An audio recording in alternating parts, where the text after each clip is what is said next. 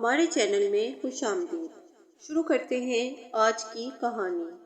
16 برس کی تھی، جی چاہتا ہر وقت آئینے کے سامنے کھڑی رہوں، خود کو دیکھوں اور شرماؤں، اپنے ہی عکس میں کھو جاؤں، یا پھر تصور کے چمنزار میں اڑتی اڑتی کائنات کے حسن میں کہیں دور نکل جاؤں۔ لیکن اس کے پیار نے میرے پر باندھ رکھے تھے، میں اس کے سوا کسی اور کا سوچ بھی نہیں سکتی تھی۔ لیکن ان دنوں میری جان مصیبت میں تھی۔ ریحان میرے ماموں کا بیٹا، جو مجھ سے بھی زیادہ خوبصورت تھا، امی سے ملنے روز آتا، لیکن کنکھیوں سے میری طرف دیکھتا رہتا۔ سچ کہوں تو مجھے اس کا یوں دیکھنا اچھا نہیں لگتا تھا۔ میر عالم بھی میرا کزن تھا، ریحان ننیال سے تو عالم ددیال سے۔ وہ بھی ایسے ہی آ کے امی کے پاؤں دباتا، لیکن نظریں اس کی میرا تعقب کرتی۔ میری جان مصیبت میں تھی۔ دونوں ہی اچھے تھے، دونوں مجھے چاہتے تھے اور مجھ سے شادی کے طلبگار تھے۔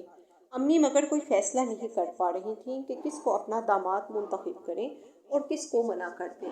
ریحان کے والدین زیادہ امیر نہ تھے، لیکن ماں سے رشتہ تھا، تبھی ماں چاہتی تھی کہ اسے داماد بنا لیں۔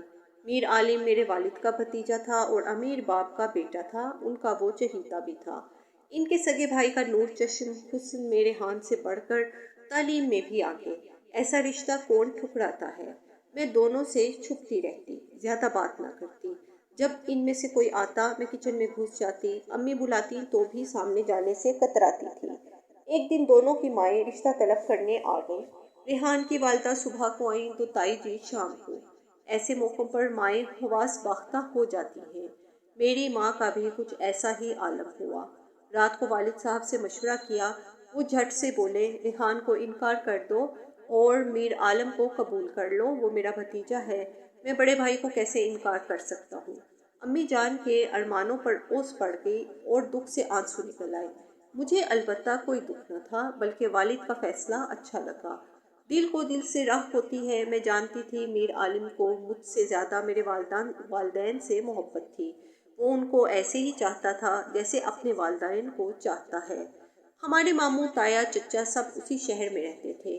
ماموں والے کام آتے، لیکن تایا چاچو روز آتے، اگر نہ آتے تو ہم چلے جاتے تھے۔ جس دن میری میر عالم سے ملاقات نہ ہوتی، لگتا سورج نکلا ہی نہیں۔ میری دوستی عالم کی بہن نیاز بی بی سے تھی، ہم اس کو نازو بلاتے۔ اس کی اور تائی بی کی بھی خواہش تھی کہ میں ان کے گھر کی بہو بنوں۔ ایک دن نازو کی زبانی پتہ چلا کہ میر عالم اپنی خالہ کے گھر کراچی جا رہا ہے۔ یہ سن کر میں رنجیدہ ہو گئی۔ 100 طرح کے اندیشے دامن گیر تھے۔ اس کی خالہ کی بیٹیاں تھیں اور میں نے سنا تھا کہ خالہ اسے داماد بنانا چاہتی ہیں۔ میں نے بہت دعا کی کہ وہ کراچی نہ جائے، زبان سے کہہ نہ سکتی تھی کہ اس کے ساتھ بے تکلفی نہ تھی، اس لیے روک بھی نہ سکی۔ وہ چلا گیا اور میں 100 اندیشے دل میں چھپائے سسکتی رہ گئی۔ اب تائی کا گھر کاٹنے کو دوڑتا تھا، میں نے ان کے گھر جانا چھوڑ دیا۔ نازو شکوہ کرتی کہ اب تم ہمارے گھر کیوں نہیں آتی؟ اسے کیا بتاتی کہ کیوں نہیں آتی؟ میر عالم 1 ماہ کے لیے گیا تھا اور 3 ماہ لگا دیے۔ نازو بتاتی کہ بھائی وہاں بہت خوش ہے، اس کا دل لگ گیا ہے، تبھی لوٹنے کا نام نہیں لے رہا۔ میں یہ باتیں سنتی تو دل بیٹھ جاتا۔ اب مومانی اور ریحان کا افسردہ چہرہ یاد آتا، جن کو ہم نے میر عالم کی خاطر ٹھکرا دیا تھا۔ شاید ہمیں ان کے خلوص کو ٹھکرانے کی سزا ملی تھی۔ ادھر عالم اور اس کی خالہ ذات نیلم کے بارے میں ایک ہو جانے کی چہمگوئیاں تایا کے گھر میں شروع ہو گئی تھیں۔ ادھر مومانی جان آخری بار ریحان کے لیے ہمارے گھر منت سماجت کرنے آ گئی، لیکن میرا دل نہیں مانا۔ میں سمجھ رہی تھی کہ میر عالم ضرور آئے گا، وہ نیلم سے شادی نہیں کرے گا۔ امی جان نے آخری بار مجھ سے پوچھا، بیٹی کیا خیال ہے، تمہاری مومانی کو ہاں کر دوں؟ تو میں نے نفی میں سر ہلا دیا، کیونکہ میرے دل کو یقین تھا عالم ضرور آئے گا اور مجھ کو اس کا انتظار کرنا چاہیے۔ آخری بار انکار سن کر مومانی پھر نہیں آئی، بلکہ خفا ہو کر چلی گئی اور اپنی بھانجی سے بیٹے کا رشتہ پکا کر دیا۔ یوں ریحان اور ماہم ایک ہو گئے۔ اب ماموں ہماری طرف نہیں آتے تھے، لہٰذا ہمیں علم نہ تھا کہ وہ کیسی زندگی گزار رہی ہیں۔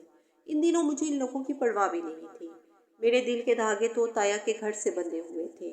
مجھ کو انتظار تھا تو اس کا جو کراچی جا کر وہاں کا ہو رہا تھا، اسے تو کسی کی یاد بھی نہیں آتی تھی۔ کراچی شہر نے اس کے پیر جکڑ لیے تھے۔ میرے ارمان میری سوچوں کے جال میں قید تھے۔ عالم کے سوا کسی اور کے بارے میں سوچ بھی نہ سکتی تھی۔ اسے گئے کچھ ماہ ہو چکے تھے۔ ایک دن کراچی سے ہماری ایک رشتہ دار یاسمین آئی. اس نے بتایا کہ عالم نے کمپیوٹر کورس میں داخلہ لیا ہوا ہے اور وہاں بہت خوش ہے. اس کی خالہ ہر صورت اس کو اپنا داماد دیکھنا چاہ رہی ہیں، تبھی وہ اس کو پڑھا رہی ہیں تاکہ بیرون ملک بھجوا سکیں. یہ سن کر میری امیدوں کے سارے چراغ بجھ گئے. ہر آس دم توڑ گئی. بہت روئی. اس قدر دکھی ہو گئی کہ مر جانے کے سوا کوئی اور بات نہ سوچتی تھی. نازو مجھے تسلی دیتی کہ خاطر جمع رکھو، میرا بھائی ضرور آئے گا، وہ شادی تم ہی سے کرے گا. میرے پاس نازو کی باتوں پر یقین کرنے کے سوا کوئی چارہ نہ تھا. میں نے خود کو کبھی میر عالم سے بات نہ کی، ہم نے کبھی اقرار محبت نہ کیا تھا، تو اب میں نیاز بی بی کی باتوں پر اعتبار کے سوا کر بھی کیا کر سکتی تھی. امی اور بابا جان اس انتظار میں تھے کہ تایا اور تائی آ کر رشتے کی بات کچی کریں، لیکن انہوں نے ایک بار بھی رشتے کے معاملے پر بات نہ کی. شاید وہ بھی اس کا انتظار کر رہے تھے. 6 ماہ بعد سنا کہ میر عالم آ گیا ہے. میں اس کی ایک جھلک دیکھنے کو بے چین تھی. لگتا تھا کہ وہ کراچی سے آتے ہی ہمارے گھر آئے گا، مجھے پہلے کی طرح کنکھیوں سے دیکھے گا اور کہے گا آج کسی نے ہمیں چائے کا بھی نہیں پوچھا. ایسا کچھ بھی نہ ہوا. وہ ہمارے گھر آیا اور نہ ہی اس نے مجھے کنکھیوں سے دیکھا. میں نے سنا وہ ہماری طرف آنے کا نام نہیں لے رہا. میں نے یہ بھی سنا کہ وہ کہتا ہے کہ کراچی اچھا شہر ہے اور اب میں کراچی ہی میں رہوں گا. میں یہ باتیں سنتی تو دل بیٹھ جاتا. وہ نہ آیا اور میری امیدوں کے تاج محل ڈھہ گئے. روز آنے والا جب یوں اپنے دیدار سے محروم کر دے تو چاہنے والے کے دل پر کیا گزرتی ہے، یہ تو انتظار کی آگ میں جلنے والے ہی بتا سکتے ہیں. میں بہانے سے یاسمین کے گھر گئی. اس کا گھر نازو کے گھر سے ملا ہوا تھا. سوچا وہاں سے چھت پر جا کے دیکھوں، شاید وہ نظر آ جائے. یاسمین نے سمجھ لیا تھا میں کیوں آئی ہوں. وہ مجھے اپنی چھت پر لے گئی. تقدیر مہربان تھی یا حسن اتفاق کہ مجھے سامنے ہی وہ نظر آ گیا. وہ بھی اپنی چھت پر کرسی پر بیٹھا اخبار پڑھ رہا تھا. یہ سردیوں کے دن تھے. اچانک اس کی نظر میری جانب اٹھ گئی. مجھے دیکھتے ہی اس کا چہرہ خوشی سے کھل اٹھا. مجھے اس میں کوئی تبدیلی نظر نہ آئی سوائے اس کے کہ اس کی صحت قابل رشک حد تک اچھی ہو گئی تھی. مجھے دیکھ کر ہاتھ ہلایا. مطلب تھا کہ میں آج کل میں تمہارے گھر بھی آؤں گا. ابھی مصروف ہوں. خدا کی شان، جس کو ایک روز کاٹنا بھی محال لگتا تھا وہ اب اتنا مصروف تھا کہ اپنے چچا کے گھر آنے کے لیے وقت نہیں نکال پا رہا تھا. میں اس کے اس طرز عمل کو کیا سمجھتی.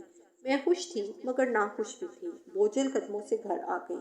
جو کام کرتی گمسم ہو جاتی، کام کرنا بھول جاتی.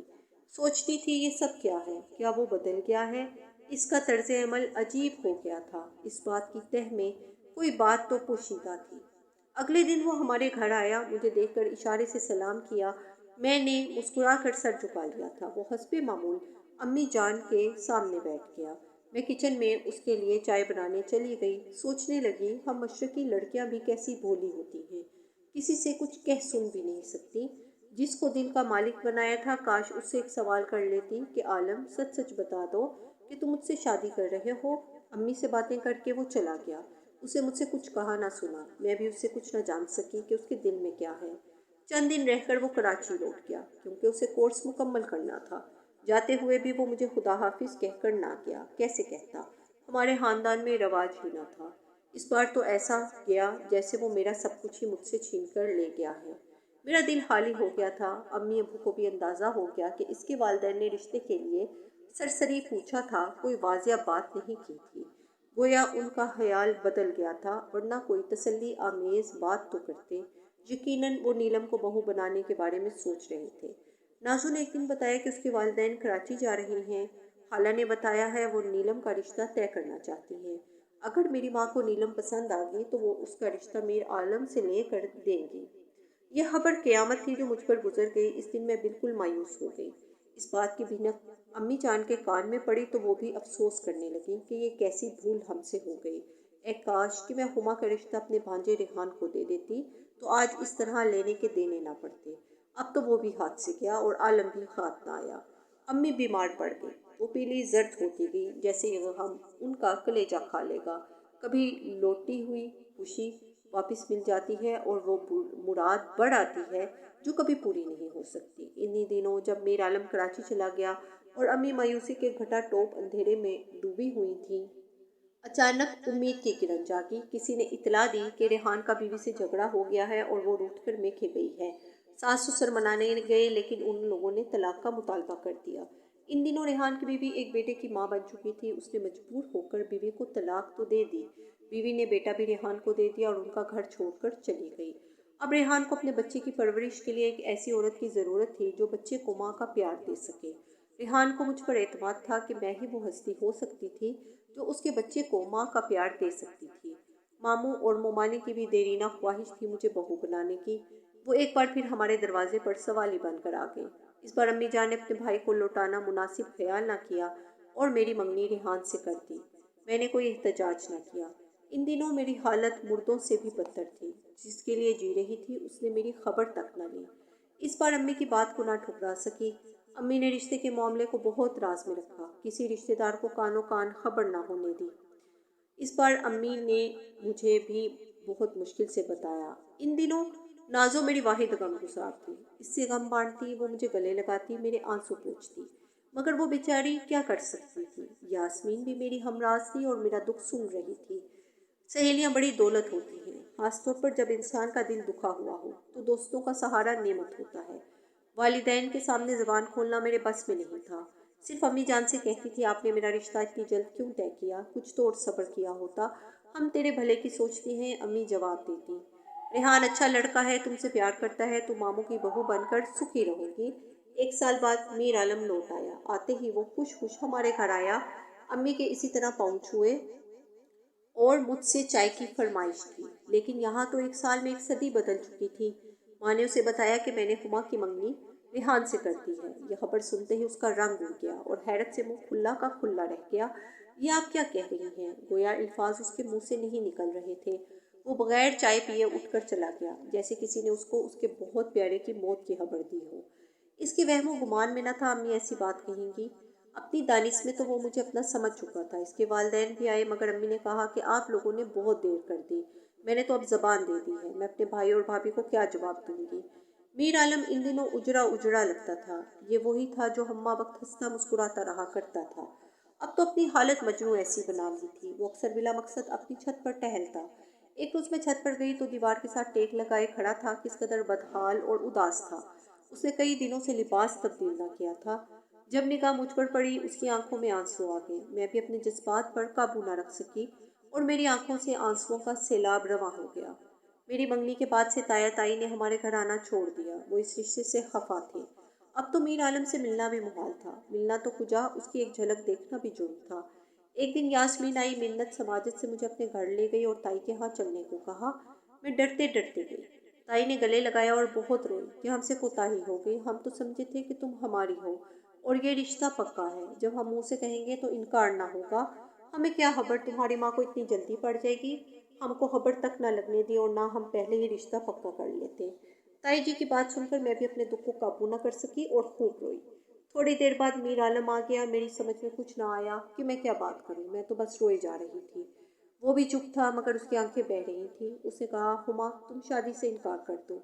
मगर अब मेरे लिए ऐसा मुमकिन न था। मैं चाहते हुए भी अपनी वालिदैन की मर्जी के खिलाफ नहीं जा सकती थी और ना अब उनको शर्मिंदा कर सकती थी। मैं रोती हुई वापस घर लौट आई, अपने वालिदैन की इज्जत की खातिर। शादी के दिन जो मेरी हालत थी वो मैं ही जानती थी। ताया वाले मेरी शादी में नहीं आए। मेरे ननियाली रिश्तेदार ज़्यादा आए। मैं रेहान की दुल्हन बनकर उसके घर चली गई और वो तमाम ख्वाब जो मैंने मीर आलम के साथ देखे थे चकनाचूर हो गए। पूरे घर में ऐसा माहौल था जैसे शादी नहीं, किसी की मौत हो गई हो। हर कोई आंसू बहा रहा था। यूँ लगता था जैसे जिंदगी की आखिरी सांसें ले रही हूँ। और मीर आलम जाने किस तरह मेरी जुदाई का गम बर्दाश्त कर रहा था। यूँ तो मोहब्बत करने वाले चुपचाप और किसी से शिकवा किए बगैर जुदाई की सूली पर चढ़ गए। आज भी उसकी याद दिल पर सख्त है। अगरचा घर में शरीफाना जिंदगी गुजार रही हूँ, लेकिन मीर आलम की याद आती है तो दिल बंद होने लगता है। खुदा जाने वालिदैन रिश्ते तय करते हुए क्यों गफलत से काम लेते हैं और मासूम दिलों का खून हो जाता है। मीर आलम दिल बर्दाश्ता होकर बैरून मुल्क चला गया और वापस नहीं लौटा। ये अच्छा हुआ कि वो वापस न आया, वरना मेरी घरेलू जिंदगी वीरान हो सकती थी और मैं परेशानी की लहरों में बहती बहती मामूलाती जिंदगी के दारों से कहीं दूर निकल जाती तो क्या होता। मेरे बच्चों का जीवन तो बर्बाद हो जाता। आपको हमारी कहानियाँ पसंद आएं तो सब्सक्राइब करना मत भूलिएगा। चैनल को सब्सक्राइब कीजिए और लाइक कीजिए और अपनी कीमती राय का इजहार कमेंट्स में ज़रूर कीजिए। शुक्रिया।